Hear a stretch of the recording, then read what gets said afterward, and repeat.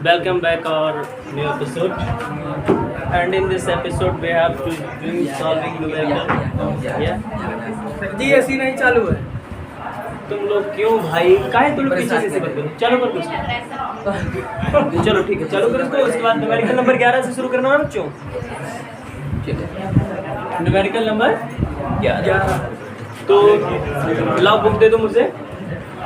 इससे पहले के जितने क्वेश्चन कहे गए थे सब आप लोगों ने लगाए? Yes sir. लाओ बुक लाओ, लाओ यार। अरे किसी के पास नहीं है?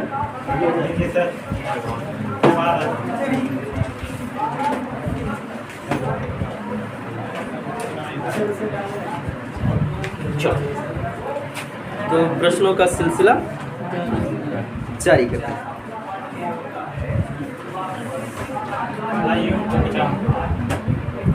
Chapter number 5 question number 11। चलो भैया शांति से देखना।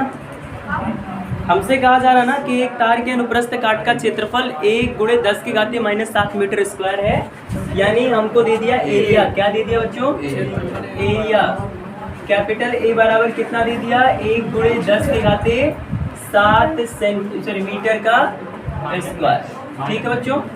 और हमसे कहा जा रहा है कि अगर तार में मुक्त इलेक्ट्रॉनों की संख्या 2 × 10 की घातीय 28 प्रति मीटर क्यूब हो, यानी वो स्मॉल एन हो गया। क्या हो गया बच्चों? स्मॉल एन बराबर 2 × 10 की घातीय 28 मुक्त इलेक्ट्रॉन प्रति मीटर क्यूब। और हमसे आगे कह रहे हैं कि अगर तार में 3.2 एम्पियर की धारा बह रही है, यानी आई बराबर 3.2 एम्पियर, तो हमको ये बताना है उसमें कि धारा घनत्व J का मान कितना है। और दूसरा क्वेश्चन हमको उसमें ये बताना है कि अनुगमन वेग कितना है, VD। दो प्रश्नों का जवाब देना है, सीधा फॉर्मूले पर है। कंटेंट जिनको भी समझ में आ गया था, एकदम बिल्कुल तनाव में रहने की आवश्यकता है नहीं इस प्रश्न के लिए। J बराबर आपको पढ़ाया गया I/A। यहाँ से निपट लेंगे। J बराबर I का मान बच्चों, A का मान 1 × 10 की घातीय 7 के ऊपर -7 है ना। अच्छा -7 है, तो ये हो जाएगा बच्चों 3.2 × 10 की घातीय +7। और इसका मात्रक क्या होता है बच्चे लोग? एम्पियर प्रति मीटर स्क्वायर। और उसके बाद हमको निकालना है अनुगमन वेग। तो अनुगमन वेग VD बराबर, अगर J पता है तो आपको मैंने J और VD के बीच में संबंध बताया। J बराबर यानी VD, समझ में आया? तो बाबू VD बराबर हो जाएगा J/यानी। कोई डाउट? यहाँ से किसी को कोई डाउट? रिलेशन पढ़ाए हैं, जब आप लोग कॉपियाँ घर पे खोलेंगे तो समझ में आएगा, है ना? सर रिलेशन आप लोगों ने पढ़ा है। अब यहाँ से देखो VD बराबर J का मान कितना निकल गया है? 2 × 10 की घातीय +7। ये ऊपर गया तो +7 हुआ। N का मान बच्चों 2 × 10 की घातीय 28। E का मान 1.6 × 10⁻⁻19। देखो 1.6 दूनी 3.2 और 2 से 2 कैंसिल। VD बराबर आ जाएगा 1 × 10 की घातीय 7 -28 + 19। कोई दिक्कत? क्या चीज़ लगा सकते हो, क्यों नहीं आएगा? बिल्कुल आएगा, उससे भी आएगा, इससे भी आएगा। ठीक है, कोई दिक्कत नहीं होगा उससे। ठीक, तो यहाँ तक हो गया ना। अब वहाँ से VD बराबर कितना निकल कर के आ जाएगा बच्चों? VD बराबर देखो 1 × 19 और 7 ऐड होगा, कितना बनेगा? 19 और 7 26। तो यानी ये बन जाएगा 1 × 10 की घातीय -2 मीटर/सेकंड। ऐसे बोल सकते हो VD बराबर 1 सेंटीमीटर/सेकंड। समझ में आया? ये हो गया आपका अनुगमन वेग। कोई डाउट? ठीक है, 12वां देखिए बच्चों।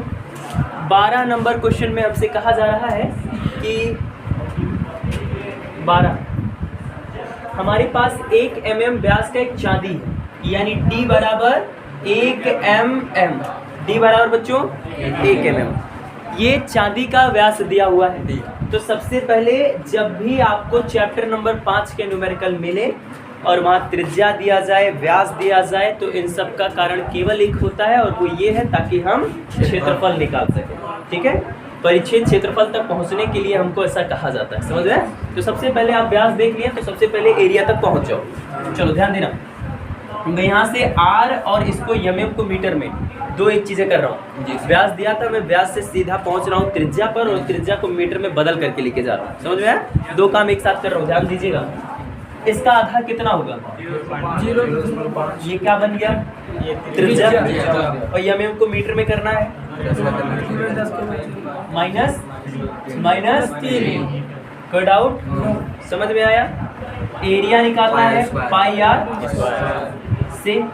ए का मान पाई का 3.14 गुणे आर का मान 0.5 गुणे 10 की घाती -3 का मीटर स्क्वायर। कोई डाउट? समझ में आया? ये क्षेत्रफल निकाल दिया मैंने। और कह रहा है इसमें कि यदि प्रति सेंटीमीटर क्यूब के आयतन में 75 मिनट में 90 कूलाम का आवेश बहता है। हमारे पास एक चांदी का तार है, उसका व्यास 1 mm था और उसमें 75 मिनट में यानी t बराबर 75 गुणे 60 सेकंड में कितना आवेश बहता है? q बराबर कितना? 90 कूलाम। कितना बह रहा है बच्चों? 90 कूलाम का आवेश बह रहा है। समझ में आया? ठीक है, तो हमसे कहा जा रहा है कि ये बताएं आप हमको। अच्छा, इलेक्ट्रॉन की संख्या भी दे रखा हूं। चलो, कितना? गुणे 10 की घाते मुक्त इलेक्ट्रॉन पर मीटर क्यूब, है ना? ये मुक्त इलेक्ट्रॉनों की संख्या भी दे रखा है और हमसे पूछा जा रहा है कि ये बताइए कि वैद्युत धारा का मान कितना होगा और अनुगमन वेग का मान कितना होगा। ठीक है, निकाल देते हैं। अगर पहला प्रश्न हमारे लिए वैद्युत धारा है तो धारा के लिए कोई तनाव ही नहीं है। I बराबर Q बटे T से निकालेंगे यहाँ से। I बराबर Q के स्थान पे कितना है? 90। T के स्थान पे कितना है? 75 गुणे 60, है ना? और 30 तिहाई 90, 30 दूनी 60 एंड I बराबर 75 गुना 150, है ना? तो और इसको लिख सकते हो, देखो 0.002 तो हो जाएगा 300 ना, 2 आएगा 0.02 एम्पियर। ये हो गया धारा। भाग करोगे तो इतने आएगा भाई। समझ में आ रहा है कि नहीं आ रहा? ठीक है। और उसके बाद तुमको दूसरा क्वेश्चन अनुगमन वेग निकालना ना, तो VD बराबर I बटे NE से निकाल पाएंगे कि नहीं निकाल पाएंगे?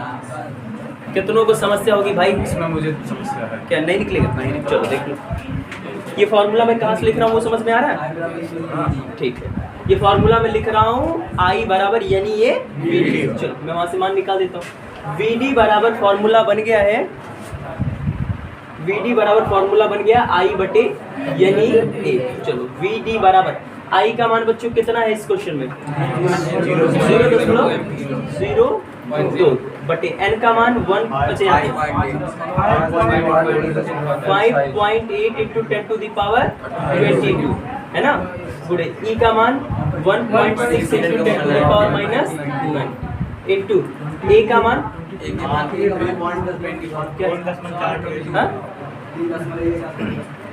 क्या बोलो? अच्छा, A का मान बोलो। देखो इसका मान पूरा हो जाएगा 3.14। ध्यान देना, मैं A का मान रख रहा हूँ लेकिन इसका सबको सॉल्व करके रख रहा हूँ। A का मान मैंने यहाँ निकाला है, ये मिला मुझे। ठीक है, अब A के मान में 3.14 था, मैंने लिखा 0.05 का वर्ग करूंगा तो आ जाएगा 0.25 आएगा गुणे 10 की घाती -6। मैंने वर्ग करके लिख दिया। समझ में आया? अब देखो VD बराबर, समझना, इन दो का घात अकेले इसे खत्म किया जा सकता है, दशमलव वाला। यहाँ भी 0.02 है, यहाँ 3.14, मतलब इनका दशमलव इससे खत्म हो जाएगा। खत्म कर दो। चलो ऊपर हो जाएगा 2 और नीचे समझना 5.8 को मैंने लिख दिया 58, तो एक 0 बढ़ाया। समझ में आया? ठीक। उसके बाद 1.6 को मैंने लिख दिया 16, मैंने एक 0 और बढ़ा दिया। ठीक।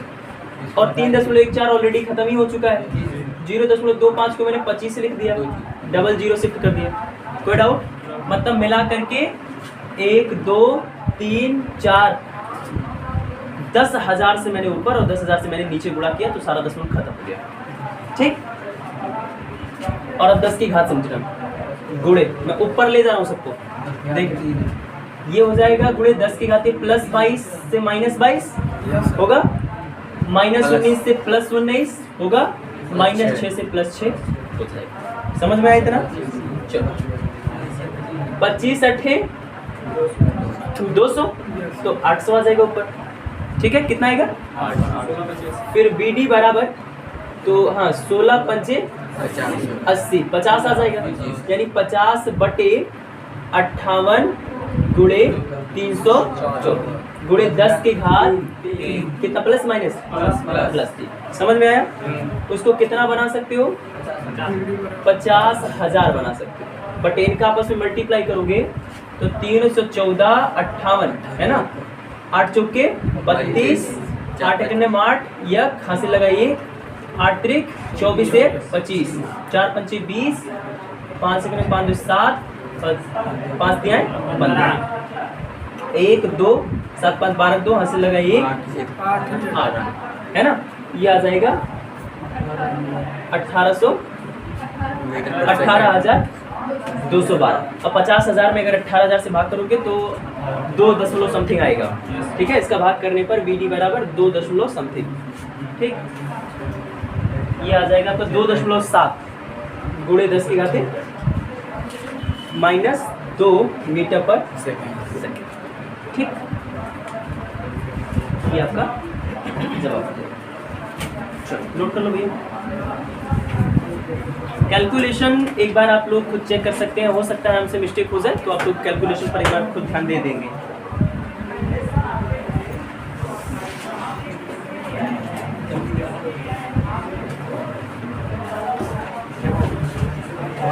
यहाँ 10 की घात -4 सेंटीमीटर पर सेकंड। सॉल्व करने पर फिलहाल यही आएगा, नोट करिए जल्दी से आप लोग। देखिए यार थोड़ा सा मिस्टेक हो गया, ये क्वेश्चन में सेंटीमीटर क्यूब दिया हुआ है ना, ये क्वेश्चन में क्या दिया बच्चों? Centimetre cube. और इस सेंटीमीटर क्यूब को पहले मीटर क्यूब बना लेना होगा, और सेंटीमीटर क्यूब को मीटर क्यूब बनाने के लिए देखिए क्या करना पड़ता है, ध्यान दीजिएगा। एक तो सेंटीमीटर बटे में है, ठीक है, सामान्यतः सेंटीमीटर को मीटर में बनाने के लिए क्या करते हो? देखो 1 सेंटीमीटर बराबर होता है 10 की घात -2 मीटर होता है। अब दोनों पक्षों का अगर तुम वर्ग घन करोगे तो जा करके 1 सेंटीमीटर क्यूब बराबर मीटर क्यूब में होता है, तो 1 सेंटीमीटर क्यूब बराबर 10 की घात -6 मीटर क्यूब होता है। समझ में आया? लेकिन ये हिस्सा है बटे में और उसको ऊपर भेजोगे तो प्लस हो जाएगा। समझ में आया? तो इस तरीके से यहाँ हो जाएगा बच्चों 28, 22 था, 22 से 28 मीटर क्यूब। समझ में आया? ठीक, अब ये घातों को मैनेज कर लेंगे आप लोग, तो यहाँ हो जाएगा ये -28, और अभी कितना बचेगा बच्चों? 19,625 यहाँ कितना बचेगा? 19,625 और -3। समझ में आया? ठीक, अभी सब सही है। 50 गुणे 10 की घात -3। ठीक, आपका कैलकुलेशन सही है। हम लोग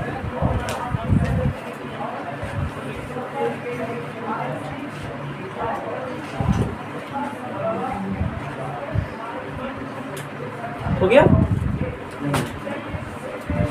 बेटा, जल्दी करो यार।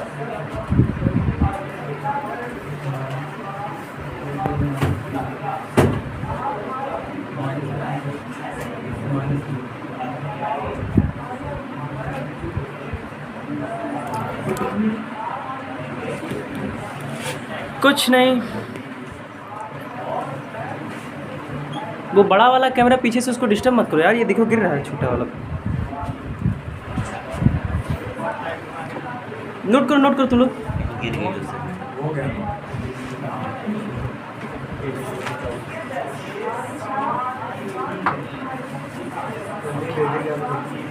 हाँ बेटा भाई,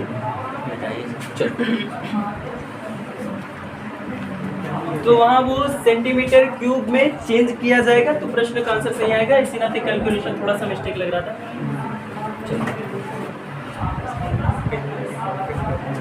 अगला क्वेश्चन देखिए, अगले प्रश्न में बच्चों, जो कि है प्रश्न संख्या 13, हमसे कहा जा रहा है, प्रश्न संख्या 13 13 नंबर में हमसे कहा जा रहा है कि लोहे की एक छड़ की लंबाई 4 मीटर है। बच्चों यल बराबर 4 मीटर, अनुप्रस्थ का परिच्छेद क्षेत्रफल दिया है ए बराबर 2 सेंटीमीटर का स्क्वायर। बच्चों सेंटीमीटर स्क्वायर को सबसे पहले मीटर स्क्वायर में कैसे? 10 की घात -4 से मल्टीप्लाई करा करके। समझ में आया? ठीक। और उसके बाद यदि लोहे का विशिष्ट प्रतिरोध को रो से लिखते हैं बच्चों, तो रो बराबर 10 गुणे 10 की घात -6 ओम डैश सेंटीमीटर दिया बच्चे, सेंटीमीटर को मीटर में ले आओ, 10 गुणे 10 की घात -6 और -2 से मल्टीप्लाई करने पर ये चेंज हो जाएगा मीटर में। समझ में आया? ठीक।